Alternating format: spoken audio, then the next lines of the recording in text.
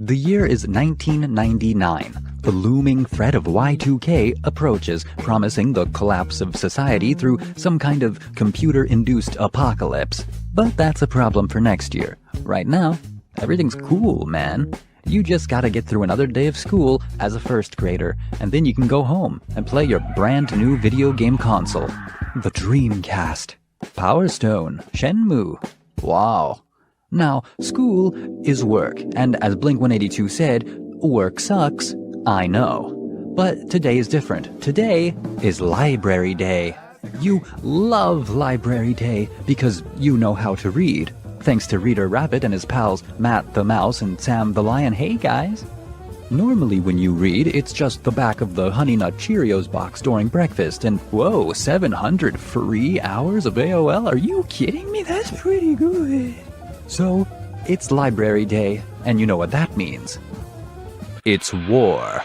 You gotta be quick if you want to get the good books. When the teacher unleashes the class to roam amongst those sacred shelves, it's first come, first serve, so you gotta move those little first grade legs as fast as you can. But not too fast, or the teacher's gonna yell at you for running, and it's gonna be really embarrassing, and you'll still think about it sometimes when you're trying to sleep 20 years later.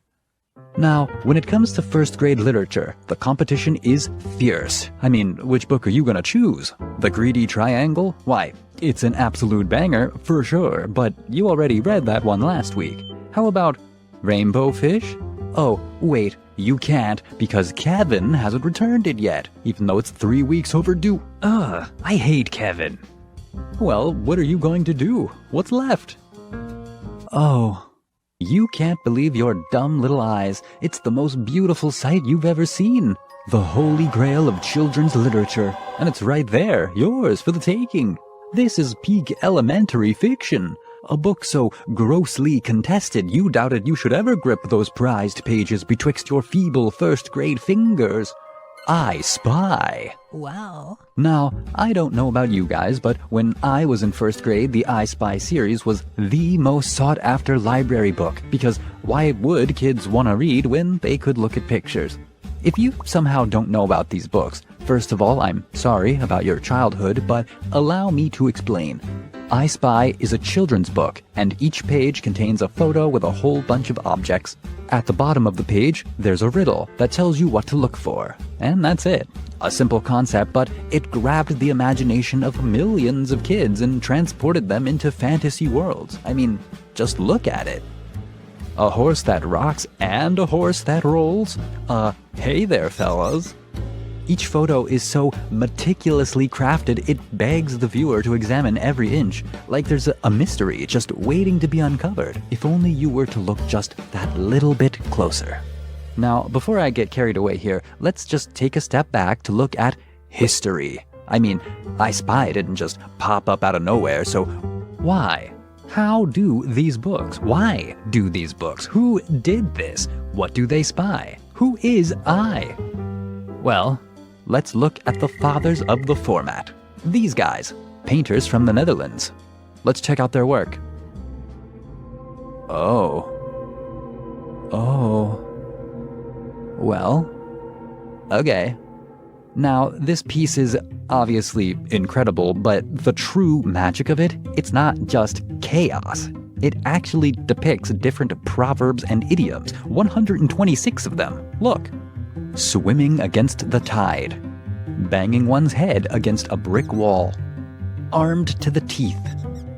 And there are many more phrases on display that have since faded from use, such as, they both crap through the same hole, which, I mean, we should really bring that one back, probably. So, clearly we can see the early roots of search and find imagery, but this is a painting. What about books? The term is Wimmelbild, a German word meaning teeming picture, a genre of children's books invented by these guys in the 50s and 60s.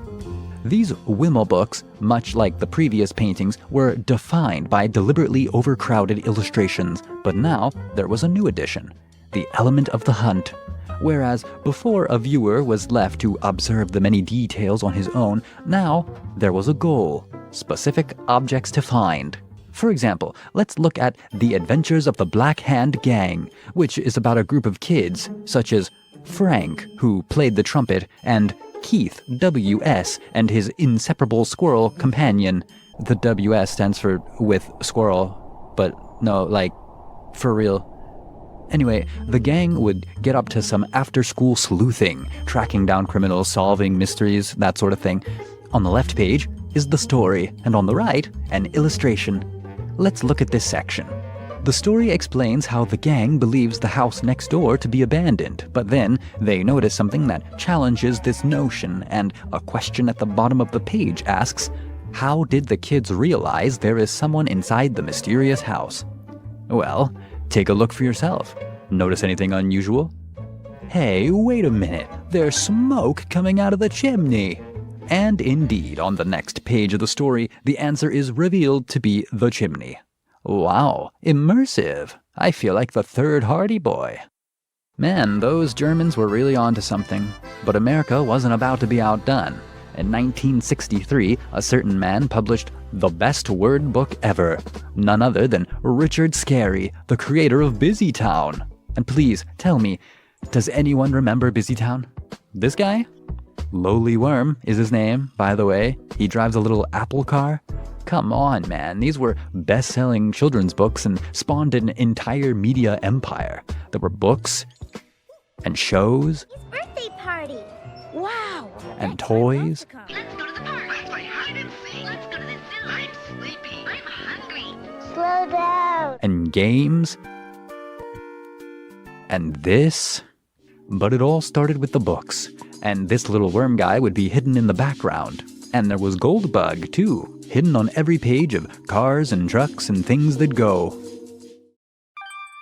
Richard Scarry achieved massive success, but it wasn't until 1987 that the Wimmelbild genre itself was truly popularized in America by British author-illustrator Martin Handford, with his creation of perhaps the most famous hidden character of all time, Wally.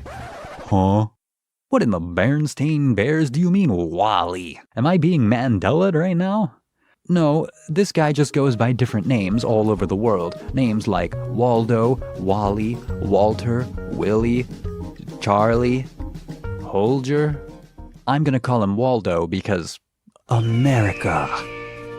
Now, the object of these books is to find Waldo. He's always traveling around and sending postcards, but Waldo ain't just some guy, okay? You're not gonna find him down at the local CVS. This guy travels through time and to distant magical lands. In fact, he himself hails from the land of Waldos, and I'll just read you the excerpt. Then Waldo found the 12th scroll and saw the truth about himself, and that he was just one Waldo among many. Yeah, there's more than one. Bet you didn't know that. Oh, you're not up to date on your Waldo lore? This is the face of a man who has lain eyes upon the end. And he's not alone either. He's got a whole crew hidden alongside him, starting with Wilma, his girlfriend, except she was soon replaced by Wenda, her identical twin sister, and Wilma was never heard from again. Then there's Woof, who was originally Wilma's dog, but now he's Waldo's. Oh, what happened to Wilma? And Woof, believe it or not, comes from the land of woofs, because, yeah, why not? Next is Wizard Whitebeard, and did I mention there's a Waldo cartoon? Because he sounds like this in the cartoon. Huh? Wizard Whitebeard! Hey, hiya, Wally. Hey, I've spent the afternoon practicing my self-materialization. Ooh, what a day. And finally, there's Oddlaw, which is Waldo spelled backwards, which is just as cool as you think it is. He's always trying to steal Waldo's magic walking stick, and he is best described by the following quote, "His bad deeds are many. I don't feel safe."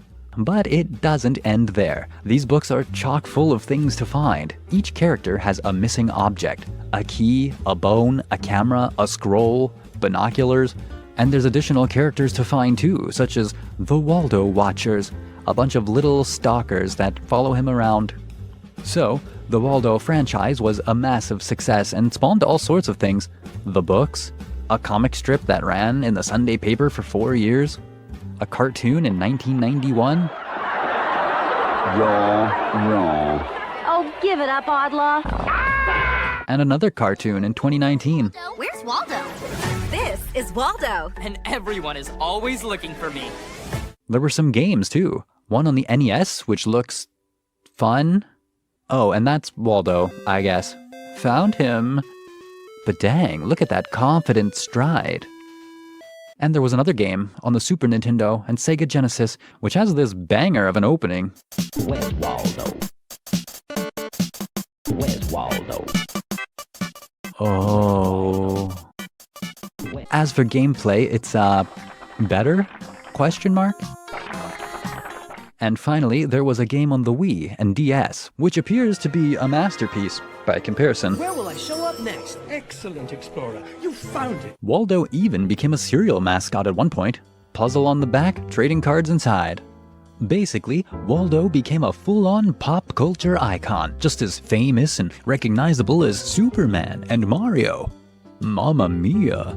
There are even conventions and real-life recreations where a bunch of people all gather together and dress up like the man himself. We all have hobbies. This brings us to 1992 and back to where we started, my personal favorite Wimmelbild series, I Spy, created by American artist and photographer Walter Wick. This guy decided to take a photo of some stray nuts and bolts he had lying around, and then the children's author Gene Marzolo saw it and was like, I want that. Then an editor at Scholastic Books got into the mix, and boom! I Spy was born, with Walter creating the pictures and Gene writing the rhymes. And the pictures, man, that's what makes these books so incredible, because they're photos of real objects, real props, sets, and lighting painstakingly handcrafted over the duration of multiple weeks.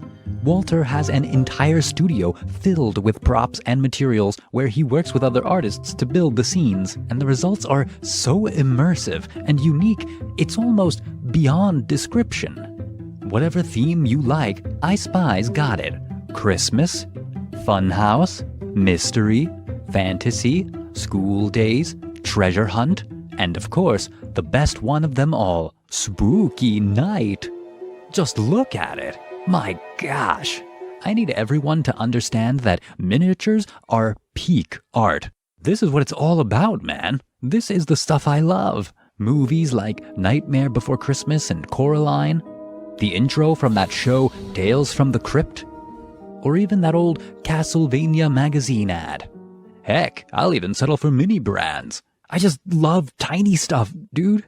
And that's why I Spy is amazing. And it goes beyond the books. The games are great too. There's a whole bunch, but let's look at the one that really matters.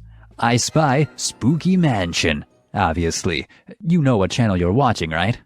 Enter if you dare. I'm going to pee pant. Man, I played this game so much as a kid, and I just really like skeletons, okay? They are a proud lineage. But basically, you have to figure out how to escape by just wandering around and finding stuff. There's a whole bunch of cool rooms to explore, including a workshop under the stairs that allows you to create ghosts. Eventually, you grind up your skeleton friend, rip in peace, my dude, and then turn him into a ghost. A skeleton ghost. That's twice as spooky. Well, he flies out the chimney and congratulations, you've escaped, I guess. What a good game. So good, there's a board game too. It's a beautiful world. But hey, what if I don't want to play a game? What if I can't read? Well, you're in luck, because back in 2002, there was a TV show featuring Spyler, this sort of Frankenstein monster and his talking dog sidekick. They go around looking for things and interacting with their friends, such as Domino with Mustache and Duck on Wheels. But the I Spy legacy doesn't end there. It also had a promotional collaboration with Chick-fil-A and Burger King and, yeah, okay. Walter Wick even went on to make other books, like his Seymour series and Can You See What I See?, which are just as beautifully made. But for me, I Spy will always have my heart. The power these images hold is almost indescribable, and it seems a lot of people feel that way. Readers, when looking back, describe the series as an escape from reality. They talk about an unexplainable feeling, a sense of nostalgia for a world that never was. Sometimes the feeling is cozy, and other times lonely, with an impending sadness, as if to say, the party is over, and it's never happening again. At least we can count ourselves lucky, having been invited at all.